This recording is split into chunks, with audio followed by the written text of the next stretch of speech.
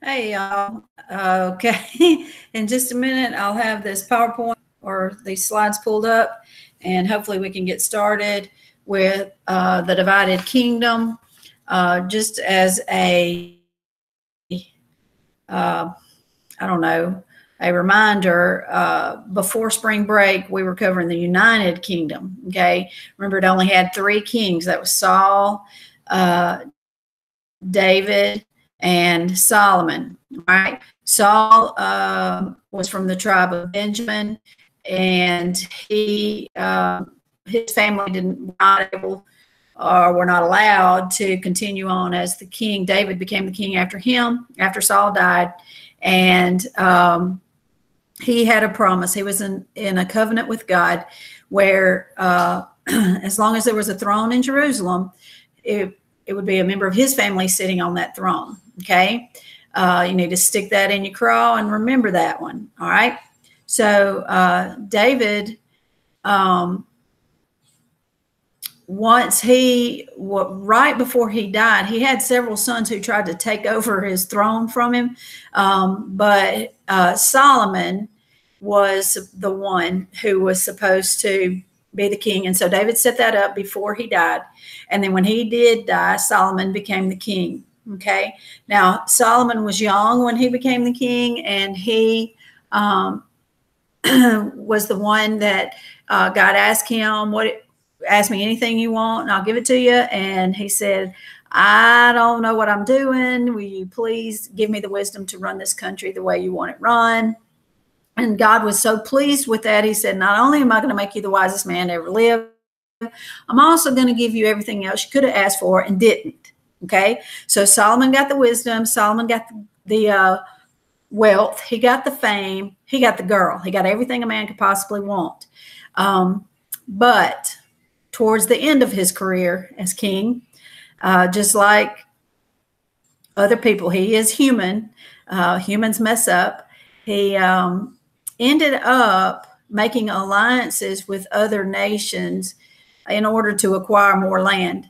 And in doing that, he started marrying their daughters and marrying all these princesses and stuff.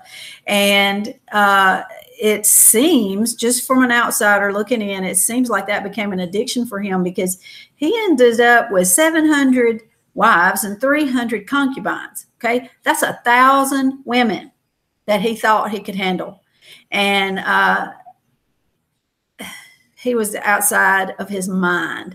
But anyway, these women, a lot of these women were women of other religions, other faiths, and they were not supposed to mix based on faith. Okay. And so there were certain nations that God had forbidden his people to marry, and it was only because of religious reasons. Okay. Well, Solomon thought he was too wise to fall for that, and so he married them anyway. And but then when he got old, the Bible says that his wives turned his heart away from God. And let's see.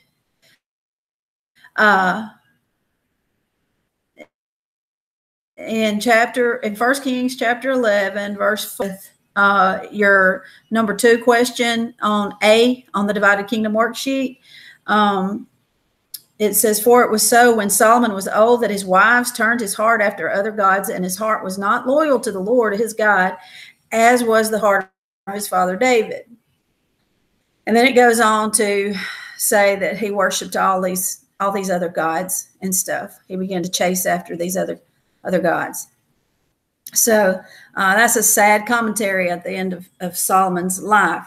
So because of that, the scripture says in verse 9 of that same chapter, so the Lord became angry with Solomon because his heart had turned from the Lord God of Israel, who had appeared to him twice, and had commanded him concerning this thing that he should not go after other gods. But he did not keep what the Lord had commanded. Therefore, the Lord said to Solomon, because you have done this and have not kept my covenant and my statutes, which I have commanded, I will surely tear the kingdom away from you and give it to your servant. Nevertheless, I will not do it in your days for the sake of your father David. I will tear it out of the hand of your son. However, I will not tear away the whole kingdom. I will give one tribe to your son for the sake of my servant David and for the sake of Jerusalem, which I have chosen. Okay, so remember that David had that promise that as long as there was a throne in Jerusalem, it'd be his descendants sitting on it. Okay, well, God is telling Solomon, you don't deserve to sit on it now, but I'm not going to do anything until your son becomes the king. Okay, I'm going to tear the kingdom away, part of the kingdom away. He was going to leave a tribe loyal to David, not to Solomon. So when Solomon died, his son Rehoboam, and this is fixing to get very confusing with these names, Rehoboam became, or he was going to try to become the king. And he went to get his crown, and the people had a spokesperson named Jeroboam. By the way, Jeroboam's the one that was going to get to be the king over the rest of the tribes, because he had been promised that, and he was a servant of Solomon's. When Solomon figured out who that king was supposed to be when he was still alive, he tried to kill him. So Jeroboam had to run away, and he ran to Egypt and stayed down there until Solomon died, and now he's back. Okay, so that's just a little FYI there about him. Anyway, so Jeroboam steps up, and he says, sir, we just have a question for you. Your daddy worked us way too hard at the end of his career, and these men haven't gotten to go home, and they haven't seen their wives or their kids and stuff, and they just need a break. Can you give them a little vacation time? Just a little bit, just a day off of work. A little, please. Well, this Rehoboam, he is not wise like Solomon was, okay? So he is smart enough, however, to say, give me 3 days to think about it. So the people left, and they're going to come back in 3 days to see what his answer is. Well, when he goes then, and he goes to Solomon's advisors. Now, these were the men who advised the wisest man in the world. They sat underneath his teachings. These guys know what they're talking about. They're older. They've been there. They've done that. These are the ones he needs to listen to. And he asked them, what do you think I should do? They say, you need to listen to the people, because they're right. Your daddy was too hard on them at the end of his career, and they need to get to go home and see their wives. If you'll let them go home for a little bit, give them a break. Just give them a break. Let them go home for a little while. They'll follow you to the end of the days. You won't have any trouble out of them. Well, you know, just like young people are, y'all don't want to go to advice about something you really want to do that you know is not right, would you? You never would come and ask me about that, would you? Because you know I done been there, done that. I'd tell you not to do it. But you're going to go to somebody that wants to agree with you, because you really don't want advice, right? A person doesn't really necessarily want advice. They just want somebody to agree with them that it's okay to do something when you're dead set on it. Okay. So Rehoboam, he goes to his friends who he had made advisors, who had grown up with him. Okay. Now, he was the son of the richest man in the world. Never had to lift his finger to do a thing. Don't you think he was kind of a spoiled rotten brat? Probably. He acts, you're going to see that he acts like it a little bit in a minute. Okay. If he's like that, what kind of friends you think he's got? Same kind. Okay. These guys don't know anything about running a country. He just now appointed them. They just grew up with him. And so they're like, oh man, you can't let these people tell you what to do. You give them an inch, they're going to try to take a mile from you. You better show them who's boss. You better let them know. Now, whose advice should he take? Older, wiser, been there, done that. Listen to me, young people. Older, wiser people know better. Okay? Anyway, so he listened to his buddies. So he goes back out on that third day to give the speech or whatever, and he says, "You have asked me." He tries to sound all wise. "You have asked me to let up on you because my father was too hard on you, and my response to you is, if you think my daddy was bad, you ain't seen nothing yet. My daddy whipped you with whips, I will beat you with a scourge. In other words, daddy whipped you with the belt, I'll turn around and beat you with the buckle." Booyah. He threatened them. He threatened these people and told them how bad he was going to be to them. And he was going to try to be a dictator to them. And they're like standing there with their mouths hung open. What is this idiot kid saying to us? And so finally, after a minute of them like stewing on that for a second, they're like, "Forget you. We ain't having nothing to do with that." And they showed him the hand and turned around and walked up. "We ain't got nothing to do with you. We ain't got nothing to do with David. You are not our king." He's standing there, but wait just a minute. You come back here. And they're like, "Oh no, you don't get the crown from us." And they turned around, and that is when the kingdom divided. Okay. And that is the historical reason why the kingdom divided, is because this dumb dude would not let up on his people. So the nation split. 10 of the tribes left. They had basically a secession of the states or the tribes. And so this United Kingdom split. You got the Northern Kingdom. Those were the ones who left. They're going to, because you've got was the only tribe that was actually loyal to David. There was 2 tribes in there. Benjamin gets placed with Judah, where is geography pretty much where it was. They weren't happy about it to begin with, but they're going to be really glad in about 150 years that they stuck with Judah as opposed to Israel.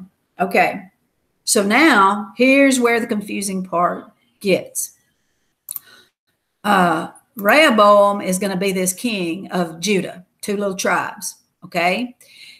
Jeroboam, the guy I talked about earlier, he is going to become the king of Israel, the top 10 tribes.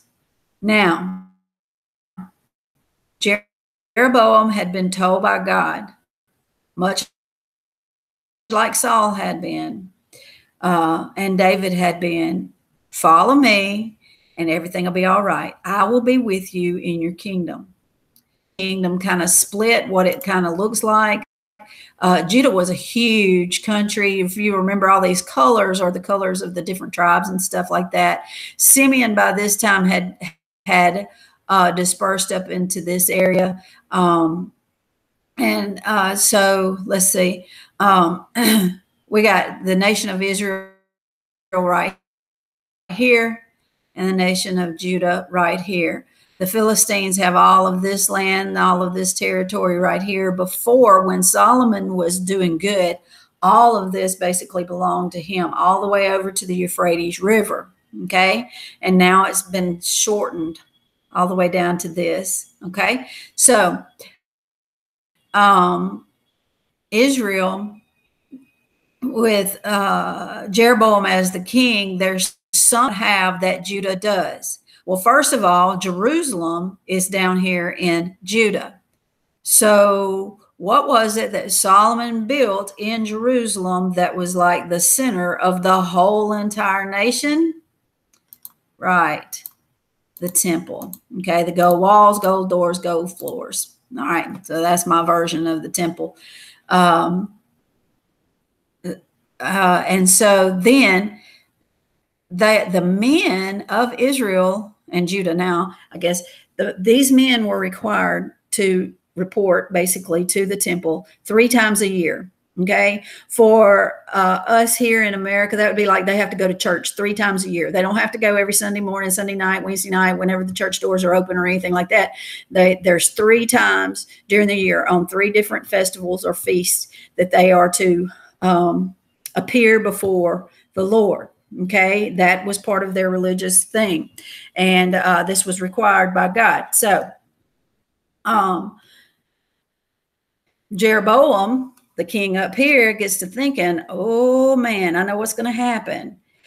On those 3 times of the year, when they go down here to worship the Lord, when my people go down there, they're going to see some of their old buddies that live down here in Judah, and they're going to be like, oh man, I miss the good old days when we were just one big happy family. And why can't we just let bygones be bygones and be one big happy family again? Well, if they do that, then I'm going to be the one that's dead because I'm not part of David's family, and they're going to kill me. So he goes to his advisors, whom he had just appointed. Come on. Nobody's with any experience. They're not listening to the guys that have the experience. And he says, what do I do about this? These guys, if they had been godly guys, they would have said, just depend on the Lord to take care of it. He told you he would, but they were not. So they said, simple. Give the people another place. So then he did something really dumb. He made not 1, but 2 gold cows. And he called them God, basically. Okay. So he told his people that lived up further up north up here, you don't have to go all the way down to Jerusalem to worship. You can come up here to this cow right here. This is the God that brought you out of Egypt. These are the gods that brought you out of Egypt. That's what he said to them. And same thing, and then to the people down here, you don't have to go all the way into Jerusalem. You don't have to cross that borderline. No, you can worship from right here. And the people said, okay.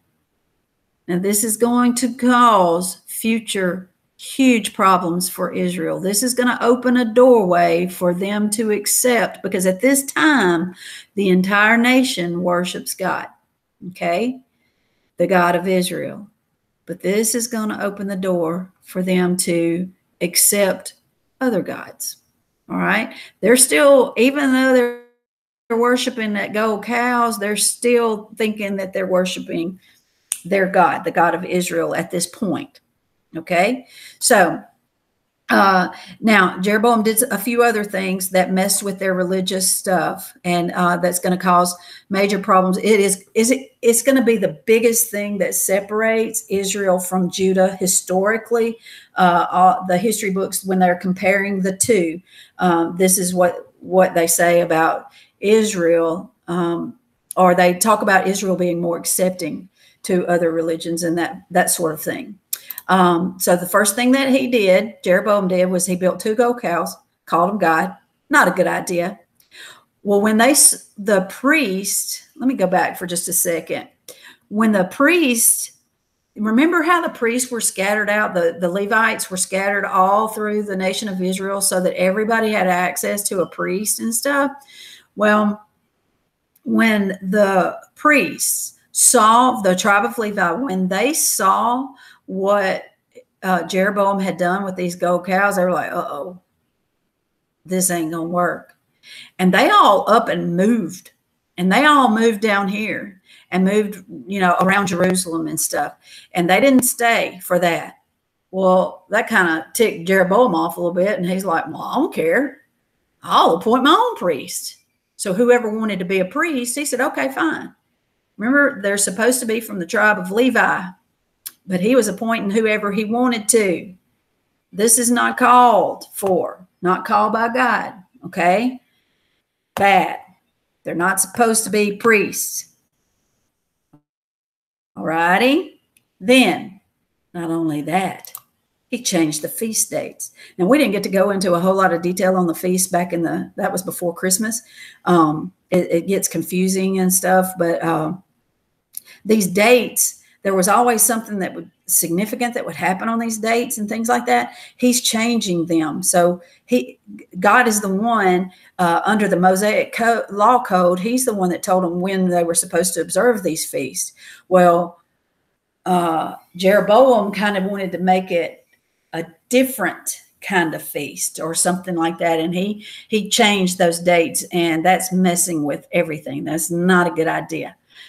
And because he did this, things are going to go bad, bad, bad for Israel. All right. So we're going to talk more about Israel. Let's just let you know that Samaria was going to be the capital of Israel. And then they had 19 kings, and all of them, as far as God was concerned, they were all bad. Now that some of them were good political leaders, but as far as religious leaders, that's what we're talking about right here. Not one king tried to get rid of those gold cows. Not one. Not one of them tried to bring the nation back to God. There's going to be one that comes very close at one time, but that's a whole different story that I'm probably going to do a video of, because I love the story. I love to tell it, and it's just going to be a freebie for you. Okay. And then let's see. Okay. During this time, since they didn't have real priests, they didn't have real gods. God still hasn't forgotten his people. Okay. He sends prophets to them to warn them about what God was going to do to them if they did not turn back to him. And remember, back before, I think it was before Christmas. It might have been right when we got back. I can't remember now right off the bat. But you had to list the blessings and the curses for obedience and disobedience in taking over the land, and what they were supposed to do once they got it, and all this kind of stuff. Well, these prophets, their job is to remind them of what God said, remind them what their punishment would be if they didn't do right. Okay, so we have Elijah, Elisha, Jonah, who is really, he was a prophet to a different nation, the nation of the Assyrians. We'll talk more about him later too. Actually, we'll talk about all of these later. I'm just putting this up here for you just to see for right now. So that should cover the first, let's see, the first section, the first half of your worksheet on the divided kingdom. And we will continue on with the decline of Israel, because we're going to have to talk about how Assyria is moving up in the world before we get to all of that. Okay. Well, I'll just stop this one right here, and to be continued. Just keep looking at these videos. Well, I hate for you to look at these videos. You need to read more, but just keep on keeping on. Okay. Come see me when we do get to go back to school. Okay. When I figure out how to do this. Okay. Let me go. Okay. Wait. Okay.